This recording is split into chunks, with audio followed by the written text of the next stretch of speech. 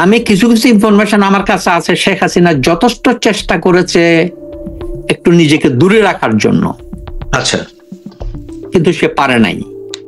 উনি কাউকে নিয়ন্ত্রণ করতে পারেন। আপনি কি শেখ রেহানাকে করাপ্ট মনে করেন? 100%। শেখ রেহানা ছাড়া বাংলাদেশের কোনো দুর্নীতি হয় না। শেখ রেহানা ছাড়া বাংলাদেশের কোনো প্রজেক্টই হয় নাই। বলেন কি? ইয়েস। শেখ রেহানা মন্ত্রিত্ব দাবি করেছিল 3টা, যে আমাকে কয়েকটা মন্ত্রী দিতে হবে, আমি চুজ করবো কে মন্ত্রী হবে। শেখ রেহানার অনেকেই জানে না, বা শেখ রেহানাকে আপনি করাপ্ট বলছেন এবং বলছেন যে শেখ হাসিনার নিয়ন্ত্রণের বাইরে চলে গিয়েছিল এরা অনেকেই। আমি জানতে চাই শেখ রেহানার বিষয়টা যেহেতু এখন টক অফ দি কান্ট্রি, আপনি একজন ছাত্রলীগের প্রাক্তন নেতা এবং খুব সেন্ট্রালের নেতা, আপনি যখন বলছেন, তা আমি জানতে চাচ্ছি স্পেসিফিক্যালি শেখ রেহানার করাপশনের আপনি আমাকে আমলনামা বলুন যদি আপনি জানেন। আমি স্পেসিফিক নাম বলবো না, নাম বলা ঠিক হবে না, কারণ ঠিক হবে না। বলেন। এরা ঘনিষ্ঠ লোকজন না, যারা বেনিফিশিয়ারি তারা ঘনিষ্ঠ লোকজন। ওকে। আমি এদের মধ্যে একজনের নাম বলি, আপনি হয়তো আব্দুস সোবহান গোলাপের নাম শুনেছেন? হ্যাঁ হ্যাঁ, গোলাপ ভাই, হ্যাঁ। সে ছাত্র অবস্থায় কি করতো জানতেন? কি করতো বলেন? কিছু দুর্নীতির কথা শুনেছি আর কি আমরা। ওই যে ঢাকা ইউনিভার্সিটির আশেপাশে ঝুবড়িগুলো ছিল না, জি জি জি, এগুলো থেকে আওরঙ্গর সে ছিল চাঁদা কালেক্টর। হ্যাঁ, তখন আমরা ওগুলো ওয়াল রাইটিং আমরা চাঁদা কালেকশন করতো সে। জি জি। সে আবার নিউ ইয়র্কে অনেকদিন এই ক্যাব ড্রাইভ করছে। শেখ হাসিনা গেলে নিয়ে ঘুরে টুরে বেড়াইতো এই সেই। এক পর্যায়ে শেখ হাসিনা ক্ষমতা আসার পর তাকে নিয়ে আসলো। সেই গোলাপ, what is the connection between him and Sheikh Rehana and Sheikh Hasina? এটা আমি জানি না। ওকে, তাহলে আপনি আমাকে বলি গোলাপের কথা। গোলাপ কোন অধিকারে একজন ফুল মিনিস্টারের বাসায় মিন্টু রোডে থাকতো বলেন? জানি না। তার কি ডিজিগনেশন কি ছিল? গোলাপ ভাই, আমরা স্টুডেন্ট অবস্থায় গোলাপ ভাইকে জানতাম। সে ছিল প্রাইম মিনিস্টারের স্পেশাল অ্যাসিস্ট্যান্ট, তাকে যখন আনা হয়, এবং মন্ত্রীর মর্যাদাও না। সে মিন্টু রোডে একটা ক্যাবিনেট মিনিস্টারদের জন্য 10টা বাড়ি আছে, সিনিয়র মন্ত্রীদের। জি জি, লাল বাড়িগুলো আমরা অনেকবার গেছি। হ্যাঁ, একটা সে দখল করেছিল। তাকে কে বের করেছে জানেন ওই বাড়ি থেকে? কে? এই রবিউল আলম চৌধুরী, যাকে পরে গৃহায়ণ মন্ত্রী করা হলো। আচ্ছা। এই হাসিনার সময়ই। আচ্ছা, এখানে রেহানার রোল প্লেটা কি? আচ্ছা, এখানে আমি বলি, সে এটা না, গোলাপ আজকে হাজার হাজার কোটি টাকার মালিক। আচ্ছা, এটাতে আসতেছি। গোলাপ বাড়ি কিনেছে নিউ ইয়র্কে, এটা আপনারা শুনেছেন, পত্রপত্রিকায় এসছে। গোলাপ পত্রিকার মালিক, টিভির মালিক, এটাও জানেন। গোলাপ হাজার হাজার কোটি টাকা বানিয়েছে বিভিন্ন ধরনের চাঁদাবাজি টাজি করে, এবং he was very close to Sheikh Rehana. Even আমি যতটুকু শুনেছি, এই জন্য বললাম Sheikh Hasina could not control herself। আমি ইভেন বাসার বাজারটা পর্যন্ত সে করে দিত। শেখ রেহানার বাসার বাজার শেখ হাসিনার। ঠিক আছে, আমি জানতে চাই শেখ রেহানার সঙ্গে ধরেন এই গোলাপ ভাইয়ের যে কানেকশন, এইটার প্রমাণ কি? শেখ রেহানার রিলেশনশিপ ছাড়া মানি কানেকশনে কেউ মানে বানাইতে পারে নাই, উইথাউট হার ব্লেসিং। আপনি এটার ভিত্তি কি দাবি করার? আমি আপনাকে কথাটা বললাম, আরো কিছু সোর্স আছে যেগুলো আমি বলতে না। এটা আপনি যেহেতু আপনি কিন্তু মিডিয়াতে বলে ফেলেছেন জমির ভাই, এটা যদি আপনি এখন খোলাসা না করেন তাহলে না, আমি শুনেন, আমি কথাটা বলি। অনেকে ব্যাংক পেয়েছে, ব্যাংকের মালিক হয়েছে। কারা কারা পেয়েছে খোঁজ নেন। ইন্ডাস্ট্রির মালিক হয়েছে। তো আমরা এক সময় বিভিন্ন জনসম্পর্ক শুনতাম হাওয়া ভবন এই সে 10%, কিন্তু ইয়ের সময় তো, শেখ হাসিনার সময় তো 10% না, আমার তো মনে হয় 50% হয়েছে। মিনিং এই উদাহরণ দিন আমাদেরকে, যেখানে বেসিক ব্যাংকের বাচ্চু, ওকে, বেসিক ব্যাংকের বাচ্চুর একটা টাকা ফেরত দিয়েছে বলেন? না। সে জেলে গিয়েছে? না, যায় নাই। আপনি মশিউর রহমানের নাম শুনেছেন? কোন মশিউর রহমান? সেক্রেটারি মশিউর রহমান ছিল। হ্যাঁ, ইয়েস। মশিউর রহমান কে ছিল শেখ হাসিনার? ও 80 দশকে কানেকশন ছিল। শেখ হাসিনার adviser, economic adviser. Right. Mashiur Rahman হল নাটের গুরু। কার? এই যত কারাপশন হয়েছে এখানে। আচ্ছা, মশিউর রহমান উনি তো বোধহয় এখন পশ্চিমে থাকেন। পশ্চিমার যেখানে থাক, পশ্চিমার যেখানে থাক, কিছু লোকজন দিয়ে শুনেন, ব্যুরোক্রেসিতে সে যেহেতু সেক্রেটারি ছিল। আপনি কি বলতে চাচ্ছেন এই মশিউর রহমান দিয়েই রেহানা কারাপশন করেছেন? এগুলো সব কানেকশন, একটা ক্লিক আছে, সিন্ডিকেট। কিছু কিছু প্রজেক্টে মশিউর রহমান এ বাচ্চু সহ জড়িত। আচ্ছা, শেখ হাসিনার কিছু অ্যাডভাইজার এখানে জড়িত। ইভেন কিছু কিছু অ্যাডভাইজারের বউ স্বর্ণের অলংকার উপহার নিয়েছে। ওকে, ইয়েস,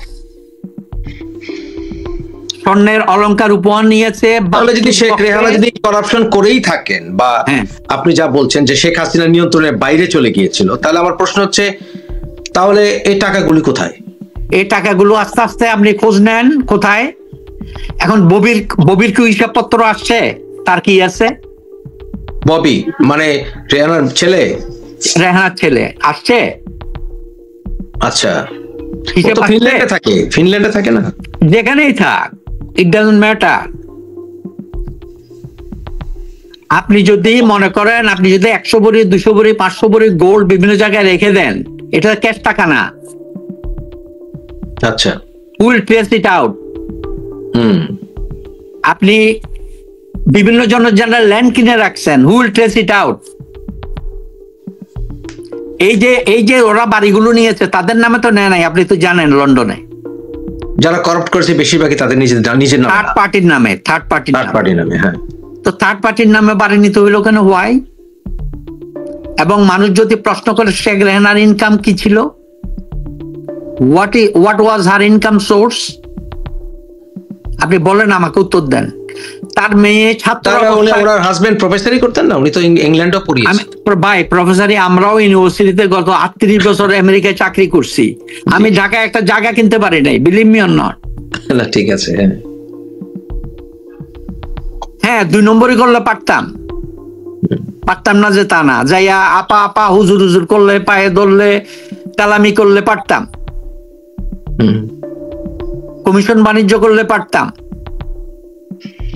কিন্তু আমি কথাটা বলতেছি, বাংলাদেশ এত বেশি দুর্নীতিগ্রস্ত এবং এত বেশি কানেক্ট। আমি আপনাকে বলি, একজন মন্ত্রীর কথা বলি, সে গৃহায়ণ মন্ত্রণালয় ছিল, নাম বলতেছি না, 5টা বাড়ি লন্ডনে কিনেছে বিভিন্ন জনের নামে।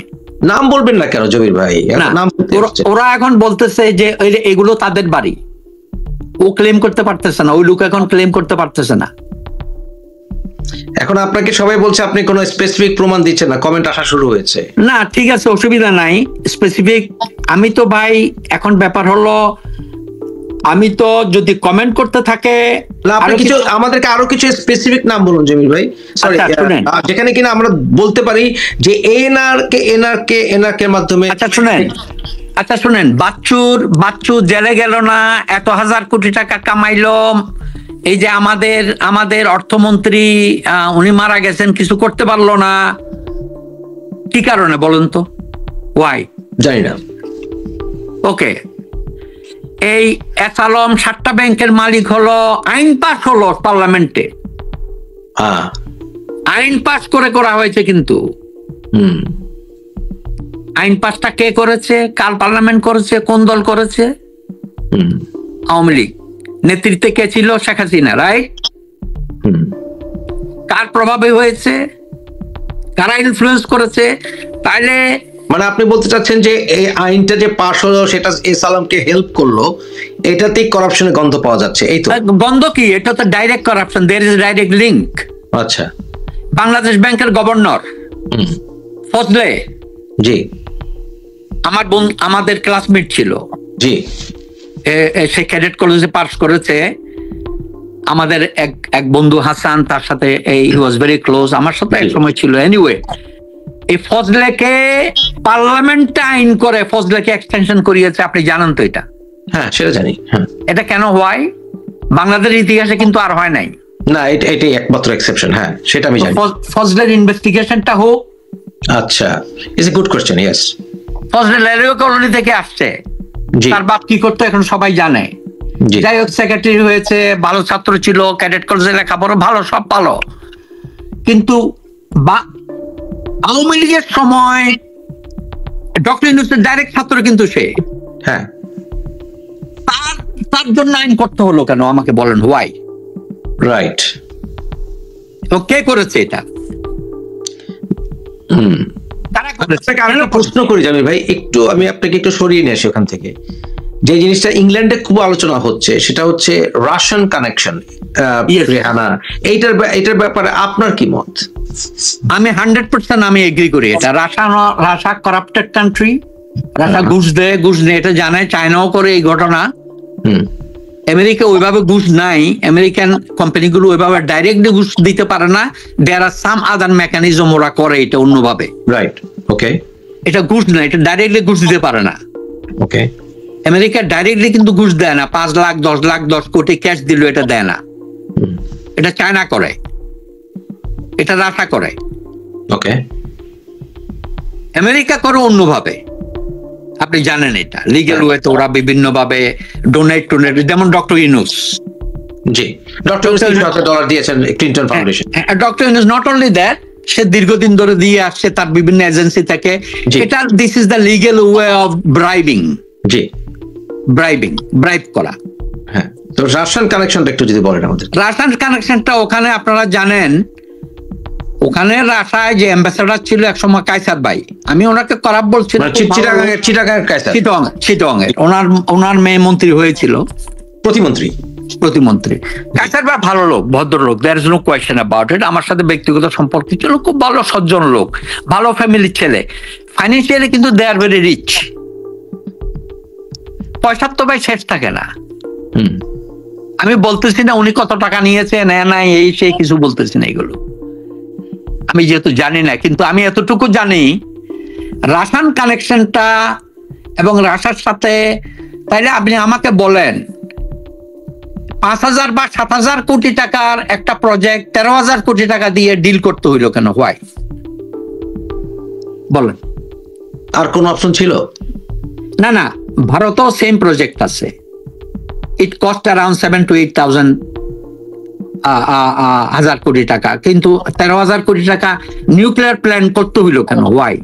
এটা আমাদের ক্যারিং কস্ট, আমি যেটা শুনেছি আমাদের ক্যারিং কস্ট বেশি পড়ছে, এরকম কিছু। শুনেন, এগুলা ম্যানিপুলেটেড, বানানো হয়েছে ডকুমেন্ট, আপনি জানেন ম্যানিপুলেট কিভাবে করে। আর কিছু বলা হচ্ছে যে ভারতের পারমাণবিক আগে থেকেই ছিল, এই জন্য। না, এগুলো যুক্তি দিয়ে লাভ নাই, এগুলো ইনভেস্টিগেশন হলে বেরোবে। এখানে একটা ডিল যে হয় নাই, রাশিয়া অস্বীকার করছে কিন্তু সরাসরি, খেয়াল করেন ব্যাপারটা। কিন্তু রাশিয়া অস্বীকার করলে কি হবে? মানি ট্রেস করা আমেরিকার জন্য ইজ নট ডিফিকাল্ট। তারেক রহমানের এবং কোকোর টাকা ট্রেস করতে পেরেছে, আপনি জানেন এটা। এফবিআই এর একটা রিপোর্ট এখনো আছে সিঙ্গাপুর, হ্যাঁ, বিভিন্ন জায়গায়, ওই যে আগের যে ইয়ের সাথে যে ডিল হয়েছিল। হ্যাঁ, আচ্ছা, এই যে ইভেন আমি বলতেছি, আমাদের এই যাকে নিয়ে কথা হয়, জয়, আমাকে রাশিয়ান কানেকশনটা একটু আরেকবার। না, রাশিয়ান কানেকশনটা আমি বলি। রাশিয়ান শুধু রাশিয়ার যত ডিল আছে বাংলাদেশে, সব ডিলগুলো ইনভেস্টিগেট করা দরকার। এখানে কায়সার সাহেবের কোনো রোল প্লে আছে? অ্যাম্বাসেডর ছাড়া তো এগুলো হবে না। আচ্ছা, এবং শেখ রেহানার এখানে রোলটা কিভাবে? শুনেন, শেখ রেহানা ছাড়া বাংলাদেশের কোনো দুর্নীতি হয় না। শেখ রেহানা ছাড়া বাংলাদেশের কোনো প্রজেক্টই হয় নাই। বলেন কি? ইয়েস। মানে বাংলাদেশের যত করাপশন হয়েছে আওয়ামী লীগ শাসনামলে, শেখ হাসিনার নিয়ন্ত্রণের বাইরে চলে গিয়েছিল, এবং সবকিছু নাটকগুলো শেখ রেহানা। শেখ হাসিনা কি করে ফাইট করবে বোনের সাথে আমাকে বলেন? সে মাত্র 2টো বোন বেঁচে আছে, খেয়াল করেন। মানে সে কি সবসময় ফাইট করবে তার বোনের সাথে? আমার সিম্পেথি শেখ হাসিনার প্রতি এটুকু, she had to fight in lot of ways. আমি কিছু কিছু ইনফরমেশন আমার কাছে আছে, ওকে, নাই যে তা না। হ্যাঁ, সে খুব ফ্রাস্ট্রেটেড ছিল, সে খুব ক্ষুব্ধ ছিল বঙ্গবন্ধু হত্যার কারণে, এটা ঠিক।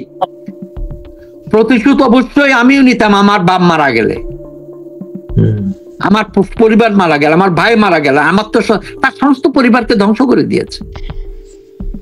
কিন্তু তার একটা বোন বেঁচে আছে, একটু হলেই তো কান্নাকাটি শুরু। বোনের অভিমান, আসবে না, যোগাযোগ করবে না, সম্পর্ক থাকবে না। এই এই এই অভিমান ভাঙানোর জন্য ফিনল্যান্ডে যাইতে হইলো, এই অভিমান ভাঙানোর জন্য শেখ রেহানাকে ধরে নিয়ে আসতে হইলো। এগুলো যদিও রিন্টু, ওই যে রিন্টু যে বইটা প্রকাশ করেছে, এটা যদিও 80% ফলস ইনফরমেশন, কিন্তু কিছু কিছু কথা সত্য আছে। সে একটা জায়গায় উল্লেখ করেছে, এক পর্যায়ে শেখ রেহানা মন্ত্রিত্ব দাবি করেছিল 3টা, সে আমাকে কয়েকটা মন্ত্রী দিতে হবে, আমি চুজ করব কে মন্ত্রী হবে। This is what she is.